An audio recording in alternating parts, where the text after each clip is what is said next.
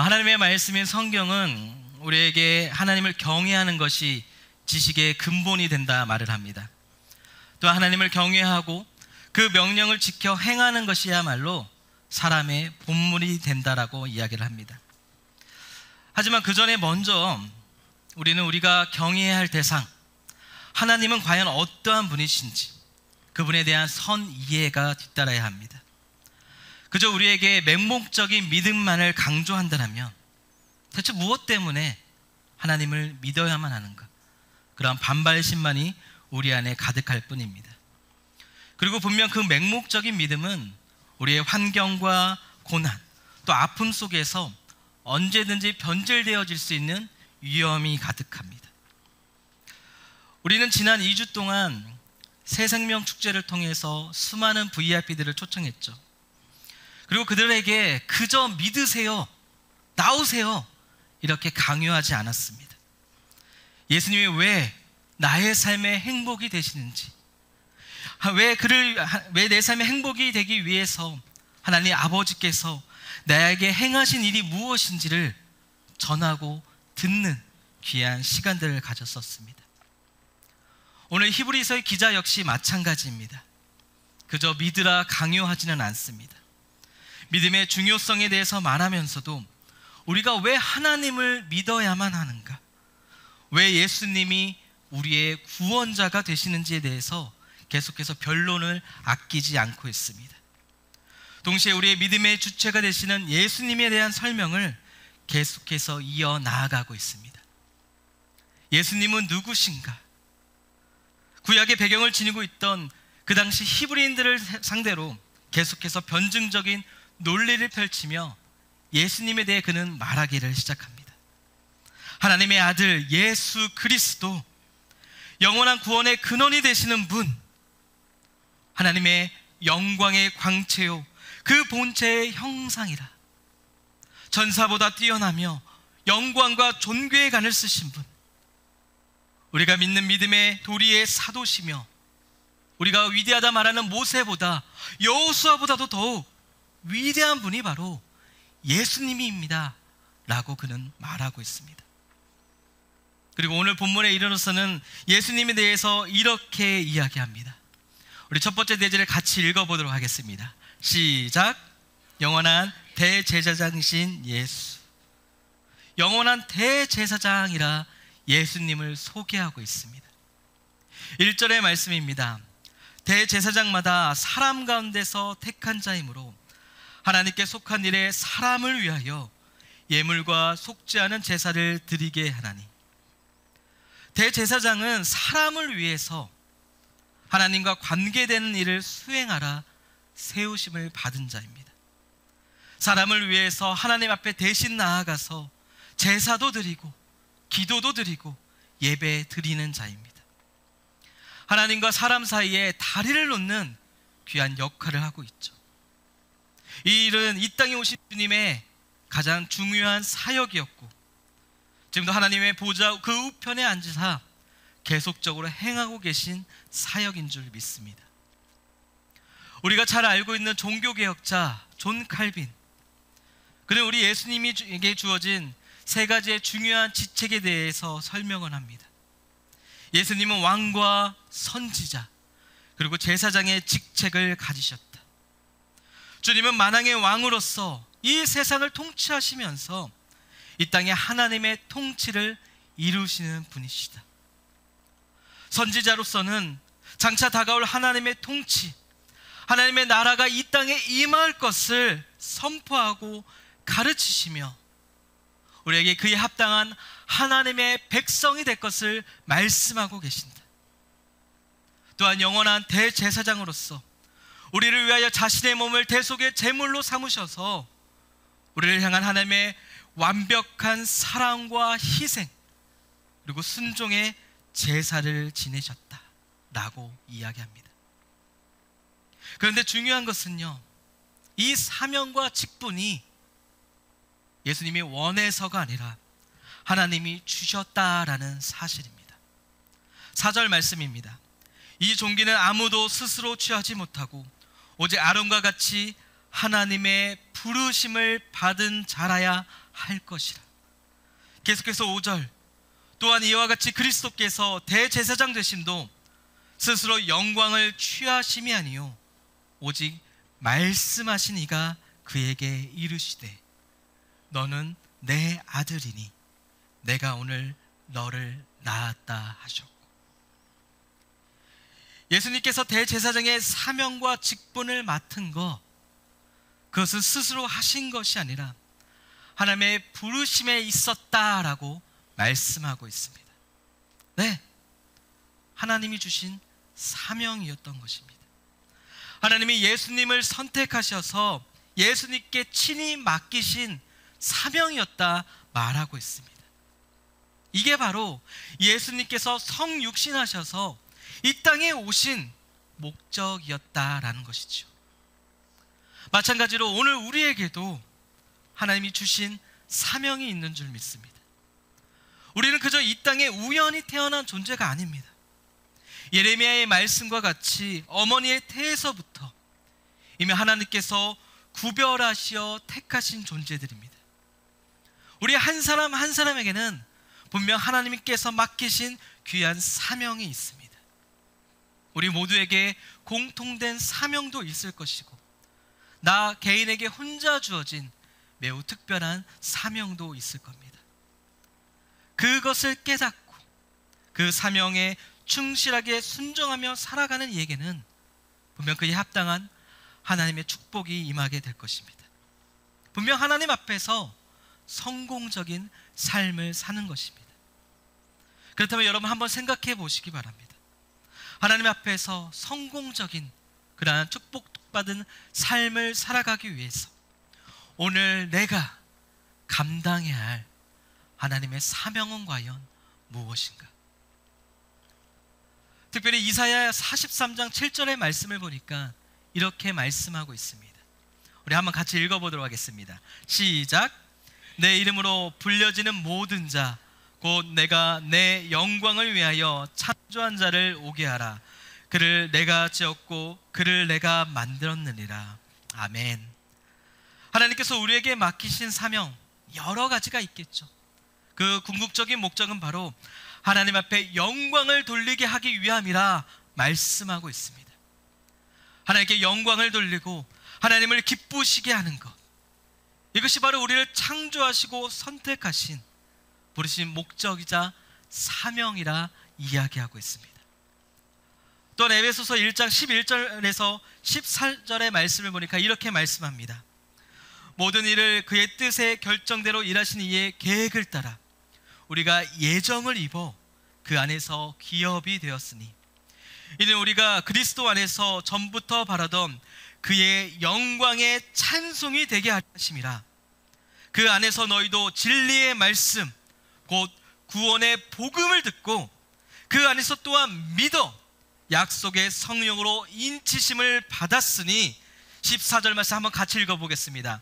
이는 우리 기업의 보증이 되사 그 얻으신 것을 속량하시고 그의 영광을 찬송하게 하려 하심이라.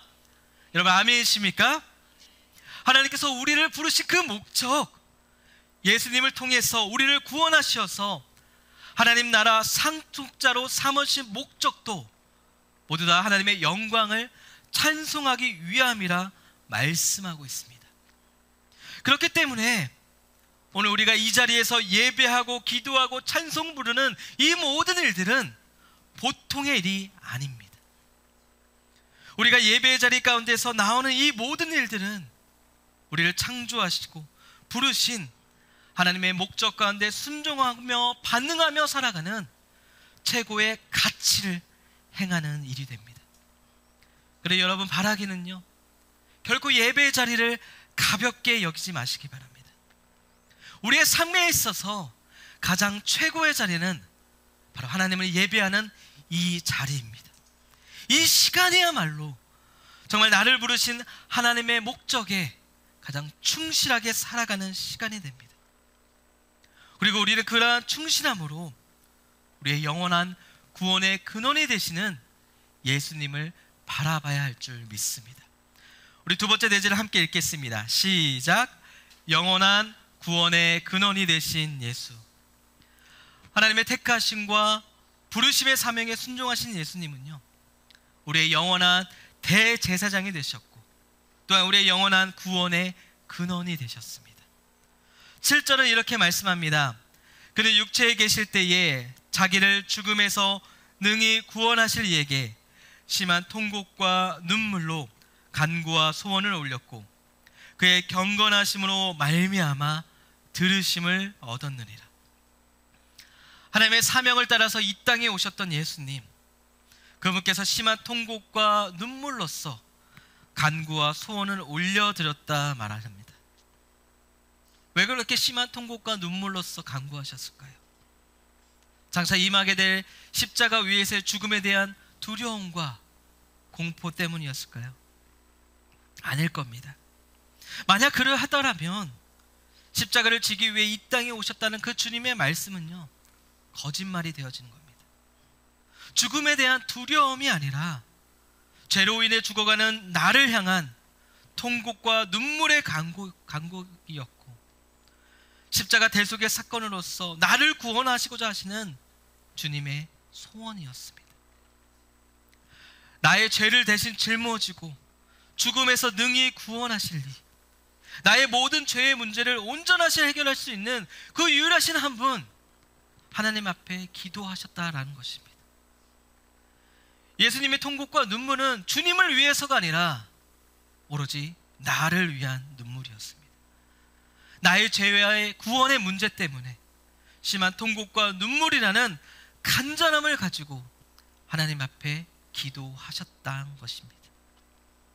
나를 너무나도 사랑하셨어요. 왜 그렇습니까? 하나님은 자비롭고 의로운 분이지 않습니까? 하나님의 공의로우심을 너무나도 잘 아시기 때문에 죄에 대해서 심판받아야만 하는 나의 상황을 아시고 우리 주님 그렇게 간절하게 기도하셨다는 것입니다. 나를 너무나도 사랑하고 계신데, 나를 구원하고자 하시는데, 이 세상 우리의 방법으로는 하나님의 공의를 만족시킬 수 있는 방법이 없습니다. 이 세상 방식으로는 결코 나를 구원할 방법이 없습니다. 오직 하나님의 방법, 하나님의 십자가만이 나를 구원할 수 있는 유일한 방법이었습니다. 예수님의 기도는 그 방법을 위한 철저히 나를 향한 기도였습니다. 그렇게 나를 위한 간절한 기도 속에서 우리 주님은 어떠한 일을 행하셨습니까? 스스로 십자가를 짊어지셨습니다. 십자가 위에서 자신을 대속의 제물로 드림으로써 하나님의 뜻을 이루셨습니다. 하나님을 향한 완전한 순종을 이루어 주신 것입니다. 그리고 그 순종함에 우리 하나님께서는 응답하셨습니다. 그의 경건하심으로 말미암아 들으심을 얻게 하셨습니다.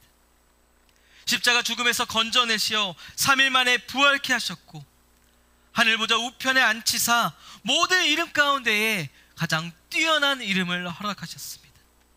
하늘과 땅에 있는 자, 땅 안에 있는 모든 자들이 그 이름 앞에 무릎 꿇게 하셨으며 만물을 그 발 아래 복종케 하셨습니다. 그리고 그로 말미암아 자기에게 순종하는 모든 자에게 영원한 구원의 근원이 되게 하셨습니다. 8절 말씀입니다. 그가 아들이시면서도 받으신 고난으로 순종함을 배워서, 우리 9절 말씀 같이 읽겠습니다. 시작. 온전하게 되셨은즉 자기에게 순종하는 모든 자에게 영원한 구원의 근원이 되시고. 아멘. 여기서 온전하게 되셨다는 거, 어떠한 목적을 이루고 완성하여 끝냈다라는 말입니다. 즉 예수님께서 이 땅에 오신 목적, 그 사명을 이루셨다라는 것입니다. 대제사장으로서 하나님과 사람 사이에 영원히 끊어지지 않는 완벽한 다리를 만들어 주신 것입니다. 십자가 대속의 죽음으로써 대제사장으로서의 사명을 단번에 그리고 온전하게 이루어 주셨습니다. 자신의 몸을 십자가에 내어드림으로써 영원토록 지속될 영혼의 속죄의 제사를 이루신 것입니다. 그리고 누구든지 순종으로써 예수님께 나아가는 자는 이 속죄의 제사의 참여한 자가 될 것이라 말씀하셨습니다. 이제는 더 이상 우리의 죄를 위해서, 속죄하기 위해서 다른 무언가를 드릴 필요가 없습니다. 참 대제사장이신 예수님이 드리신 이 속죄 제사가 지금도 계속해서 이루어지고 있습니다. 그렇기 때문에 히브리서 기자는 이렇게 선언을 하는 것입니다. 예수님께서는 자기에게 순종하는 모든 자에게 영원한 구원의 근원이 되셨다. 아멘. 그런데 한 가지 독특한 점이 있습니다. 우리가 교회 다니면 항상 듣는 말 있죠. 믿어야 한다. 믿는 자가 아니라 순종하는 자라 말을 하고 있습니다. 믿음으로서의 구원이 아니라 순종으로서의 구원. 왠지 행위로서 우리가 구원을 이룰 것처럼 이야기하고 있죠. 그러나 이것은 믿는 자는 반드시 주님께 순종한다라는 전제를 두고 있는 겁니다. 예수님이 고난으로 순종함을 배워서 대속의 공로를 누릴 수 있게 하셨듯이 우리도 그 순종함을 배워야 한다라는 것입니다. 주님의 순종을 본받아 살아갈 때에 비로소 우리는 주님 앞에 구원을 받을 수 있다라는 것입니다. 근데 참으로 이 순종이 어렵죠. 순종은 그냥 이루어지는 것이 아닙니다. 순종을 위한 여러 가지 대가도 치러야 되고 고난도 받아야 합니다. 오늘 이 자리에 나오기까지, 이 예배 자리에 참여하기까지 여러분은 포기하고 내려놓은 것들이 있지 않습니까? 그 대가를 치러야지만이 우리는 주님 앞에 나아갈 수 있습니다. 하지만 안타깝게도 많은 사람들이 이 고난 앞에 주저하지 않습니까? 순종의 삶에서 후퇴하며 살아가지 않습니까? 왜 그러합니까? 나 자신을 하나님 앞에 온전히 내려놓지 못하기 때문입니다. 내려놓는다는 거 문자적으로는 다른 이에게 자신의 어떠한 권리를 포기하거나 무언가를 양도하는 것을 말합니다. 즉 나에게 주어진 삶을 하나님께 돌려드리는 것, 내 인생의 권리를 모두 다 내려놓고 포기하고 하나님이 바라시고 기뻐하시는 그 뜻에 따라 나의 삶을 드리는 것이 바로 순종이라는 것입니다. 지금 나는 그러한 내려놓음의 순종을 이루고 있습니까? 아니면 그저 습관적으로 시간이 많이 남아서 이 자리 가운데 나와 있습니까? 예수님의 순종은 내려놓음 그 자체였다 말할 수 있습니다. 절대로 자기 뜻대로 행하신 것이 하나도 없었습니다. 하나님께서 말씀하지 않은 그 어떠한 행동도 말도 꺼내지 않으셨습니다. 요한복음 8장 28절의 말씀을 보면 주님이 이렇게 말씀하십니다. 내가 스스로 아무것도 하지 아니하고 오직 아버지께서 가르치신 대로 이런 것을 말하는 줄로 알리라. 또한 29절 나를 보내시는 이가 나와 함께 하시는도다. 나는 항상 그가 기뻐하시는 일을 행함으로 나를 혼자 두지 아니하셨느니라. 예수님께서 보이신 순종의 삶 어떠한가라 말씀하고 계십니까? 하나님 앞에 자신의 모든 것을 다 내어드린 내려놓음의 삶이었습니다. 반면 나의 삶은 어떠합니까? 하나님 앞에 그러한 내려놓음을 드리고 있습니까? 아니면 내가 원하고 비교하고 내려놓기 쉬운 것만 내려놓는 반쪽짜리 순종을 행하고 있지는 않습니까? 우리에게 요구되는 것은 완전한 순종입니다. 내 마음대로의 순종이 아니라 우리 주님께서 보여주셨던 온전한 순종입니다. 예수님은 그러한 순종의 길을 걸어가심으로써 우리의 영원한 구원을 이루셨습니다. 우리의 대제사장이 되셔서 영원한 구원의 근원이 되어주셨습니다. 오늘 이 자리에 모이는 우리는, 그리고 이 시간 우리 함께하고 있는 우리 모두는요, 바로 이 사실을 믿는 자들인 줄 믿습니다. 그렇기 때문에 이 믿음을 통해서 더욱 예수님을 닮아가야 될 줄 믿습니다. 예수님을 닮아 구원함에 이르는 믿음으로써 오늘 나에게 주어진 그 사명, 그리고 오늘 나에게 주어진 그 말씀에 따라 순종하는 삶을 살아가는 그런 믿음의 삶을 살아가야 될 줄 믿습니다. 바라기는 저와 여러분이 오늘 말씀을 통해서 사명과 순종의 길을 걸어가신 예수님을 본받아 나도 그러한 길을 걸어가겠습니다. 오직 주님만을 믿고 주님 걸어가신 그 길을 향해서 나의 모든 것을 내어 드리겠습니다 라고 결단하시는 우리 모두가 되기를 예수님의 이름으로 축복합니다.